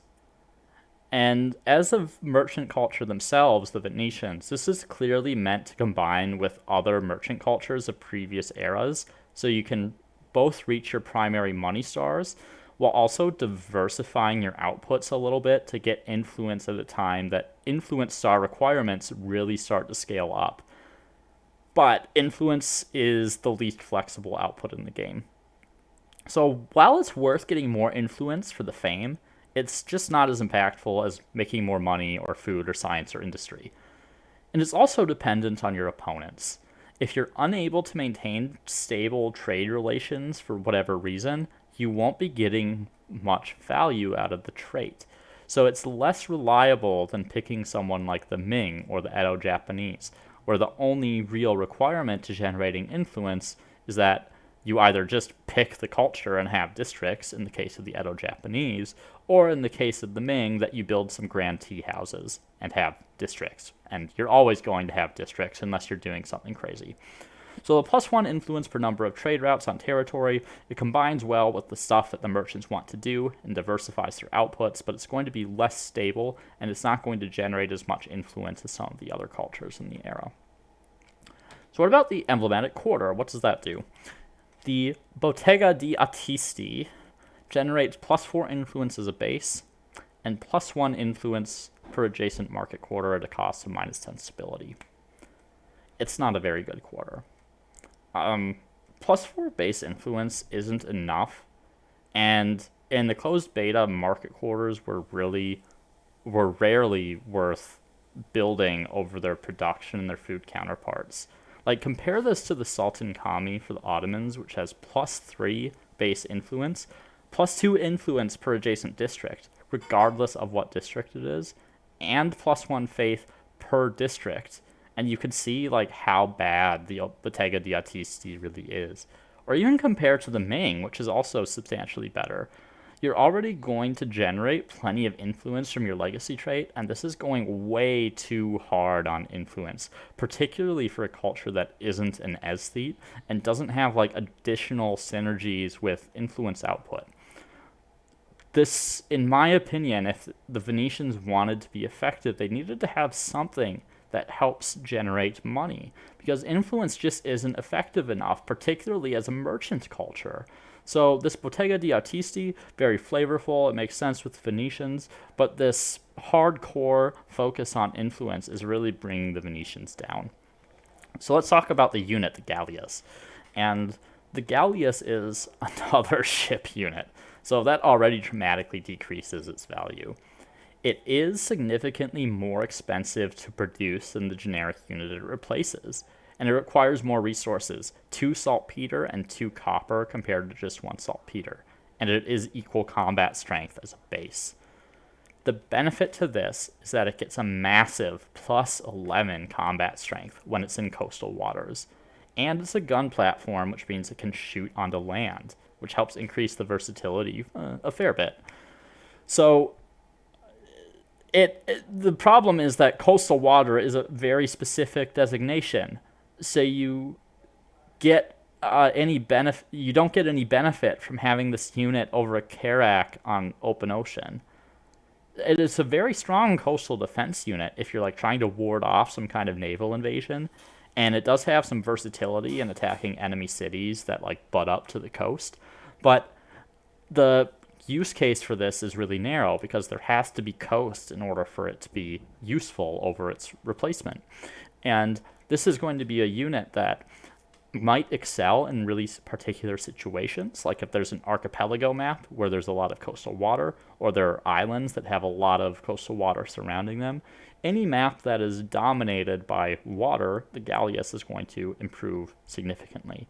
But the maps we have seen so far, the naval units just are not as useful. So where does this leave the Venetians? I actually considered putting them in the D, and I think you could make a reasonable argument for that.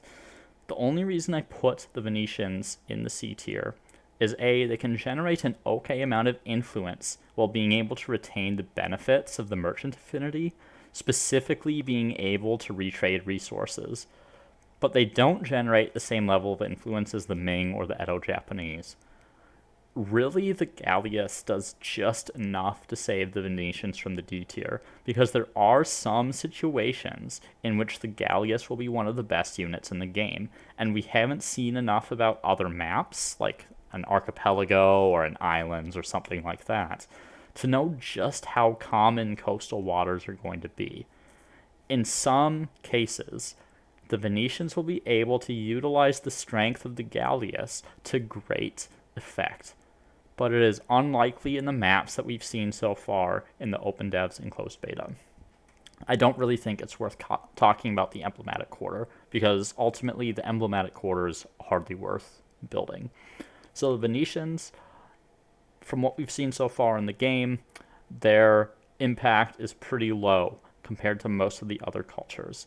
But there will be some specific scenarios in which you can make really good use of the Galleass that are going to propel the Venetians to be a higher tier than they would be in a normal game. And that's why I'm placing them in the C tier rather than the D tier.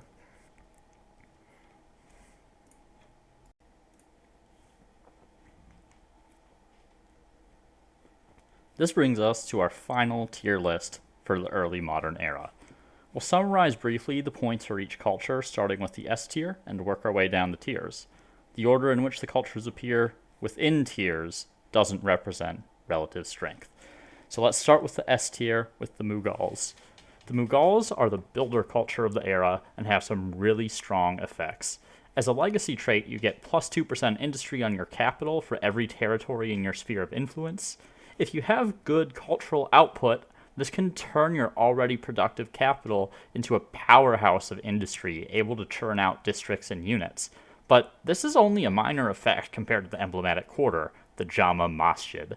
The Jama Masjid increases your industry per worker by plus 3, making for incredible synergy with high population, high territory cities. But even if you don't have that, it still provides enough industry that you'll be jealous of someone else getting it instead, regardless of your situation. Meanwhile, the Gajnal, a ranged elephant unit with 49 strength that can move and fire, is the strongest unit in the era, and is still even stronger than line infantry from the next era. Although they can't enter cities, their ability to shoot at a range helps negate many of the situations where this is a disadvantage. The Mughals have such a massive advantage on the Gajnal and such massive industry bonuses that they're well ahead of other cultures of the era. The first in the A tier is the Dutch, and the Dutch are the premier merchant culture of the era and probably the game. Although the value of gold has decreased since the open devs, the VOC warehouse has a plus 30 adjacency bonus per harbor and plus 3 money per population. And this can generate so much gold that you won't have to think about it the rest of the game, which is really nice when it becomes much more difficult to get gold era stars. While this has obvious synergies with cultures that have emblematic harbor quarters like the Norse or the Carthaginians, really any culture that is looking to diversify outputs to get gold era stars can pick the Dutch for the VOC warehouse. The legacy trade of plus 2 money on traders is nice to have, even though you'll likely focus on production and science in your cities, but they can get more relevant as cities fill out. The Fluits is a transport unit and the emblematic unit for the Dutch. While it's not that impactful, at the very least it lets your units move a little faster across the ocean, which is probably the only thing that really matters as far as transports go. So although the unit and the trait aren't super impressive, the money output of the VOC warehouse is so powerful that you won't regret picking them as any combination of cultures. You may not have access to powerful land units, but you can use your gold to buy so many that it doesn't really matter. Next in the A tier is the Joseon. They are the scientists of the era and can get some great bonuses to their science. They get +4 science on lakes and +4 science on coastal waters, which can generate substantial science for no extra effort, particularly if you're near a sizable portion of the coast. But being the premier feature of the culture, you probably don't want to pick them if you don't have enough coastline. The Suwon helps provide even more science that boosts your existing science quarters. Unfortunately, the emblematic unit is a ship, which is usually less useful than a land unit. What holds the Joseon back from S tier is that the difference in combat strength from musketeers to line infantry is almost negligible, which reduces the next era science advantage, and much of the industrial era FIMS bonuses are locked behind some precursor texts that make them much harder to research. The Joseon are a great science catch-up culture if you've fallen behind, but if you've kept up, you may benefit a bit more from picking another culture. Next in the A tier are the Ottomans, and the Ottomans' great strength comes from their emblematic unit, the Janissary. With 44 base combat strength, they get an additional +3 when performing an assault or a sortie, which are most of the battles that you're going to be fighting by this point in the game. Because of how cheap their resource cost is, their high combat strength, and early access in the era from one of the first techs available, the Ottomans can steamroll their opponents until they get musketeers online or some more powerful emblematic units. But even when they do, in the right circumstances, the Janissaries are equivalent to line infantry, but an era early. While the -15% outpost attach cost from the legacy trait doesn't really do anything, the emblematic quarter provides faith per district, which can help you get that final tier of tenets for that +2 combat strength that's going to help you steamroll your advantage even farther. And this can combine really nicely with the Teutons from the previous era. Next in A tier are the Spanish, and the Spanish get another emblematic unit arquebus replacement with the Conquistadores, which have 43 combat strength and get some bonus money when they win battles. While not quite as good as the Janissaries, the Spanish legacy trait gives you an additional +3 combat strength when your units start their turn in enemy territory. This effect will last you the entire game and can be used to pretty great effect. And they even make the Conquistadores quite competent as well on the attack. Meanwhile, the Cathedral Gótica provides faith per population and also makes the Spanish competitors for the +2 combat strength tenet or any other religious tenet, and again, combines really well with the Teutons. Although not as potent as the Ottomans in the era you pick them, they are still dangerous opponents, and the legacy trait offers better scaling, where the Ottomans get more immediate bonuses. So the Spanish scale better into the late game, even if they're not quite as effective in the early modern. So I gave them an A tier. First in the B tier are the Edo Japanese, and the Edo Japanese get +1 influence on all districts as a legacy trait, making them quite competent at generating influence stars. The Naginata Samurai is a competent melee unit that you can get access to right away in the early modern era without needing any resources, though the value of the Naginata declines over the course of the era as players get better ranged units. Unfortunately, the district does so little that it isn't even worth talking about. While the Edo Japanese are good for influence and the Naginata fills a role, influence just isn't as important as other outputs, and you'll be spending it on very little aside from occasionally attaching an outpost, claiming a wonder, or perhaps supporting a few cities over your city limit. Next on the B list are the Haudenosaunee, and I think you could make a compelling case for A tier for this culture. Their emblematic quarter provides a significant amount of food based on the number of territories in a city, and they get a nice food buff for farmers as well. But their emblematic unit trades a large amount of strength for stealth that just isn't as effective, and they're going to struggle against enemy emblematic units that have a high combat strength. They're also somewhat dependent on your previous strategy. A taller culture can stand to benefit more from the Haudenosaunee's bonuses with a large amount of attached territories. But a culture with more cities and fewer territories attached don't stand to benefit as much from the emblematic quarter, the Three Sisters Plantation. You also lose access to population buyout around this time of the game, which means that the growth you're generating has fewer uses that you could make use of in earlier eras more reliably. So although the Haudenosaunee are really good for certain builds, it's not going to be a pick that everyone will benefit from quite as much. So I put them in B to represent that. Next are the Ming, rounding out the B tier, and the Ming's legacy trait reduces the cost of enacting or revoking civics, which has effectively no impact on the game. The reason you choose the Ming is for the Grand Tea House, which provides +1 influence on each district in the city and +10 stability, which can help you support some extra districts. While it isn't immediate, with a little investment you'll surpass the Edo Japanese's influence output over time. The rocket cart, meanwhile, has a decent combat strength at 45, which is +6 over the arquebus, making it pretty effective in combat, and it has the additional suppression effect. But it requires 3 saltpeter to get, which can be very difficult to acquire at the start of the era and delays the window you have to use it. Like the Edo Japanese, though, influence just isn't that important of an output and is significantly less impactful than the other films. Aesthete stars do start to scale pretty harshly in the modern era, and if you're going for a large amount of stars, the Ming are a competent culture to pick to boost your influence generation, and perhaps support going over your city limit later in the game. Our first and only culture in the C tier are the Venetians, who are a merchant culture that generate influence on trade routes, obviously intended for previous merchant cultures that want to generalize their outputs and boost their influence a bit. The Venetians just produce much less influence than the other 2 influence options in this era. The Bottega di Artisti, the emblematic quarter, provides a really low base influence and only small adjacency bonuses from market quarters, which are typically not worth building anyway. The Galleass, a naval unit, gets +11 combat strength on coastal waters, but already it's a ship, so it has lower value, and it doesn't have any advantage over a Carrack unless the Galleass is specifically on a coast. The only thing saving the Venetians from D tier is the fact that on some maps where coastal water is prevalent, the Galleass will be a defining unit capable of great feats of destruction. The trait and quarter are just too low impact and don't generate as much influence as other picks in the era, but if you're on a map that's kind of like an archipelago or another map that has a lot of coastal water, the Galleass will be able to be used to great effect. Finally, bringing up the D tier, unfortunately, are the Poles. The Poles are a defensively focused culture that get +20 fortification on their garrisons.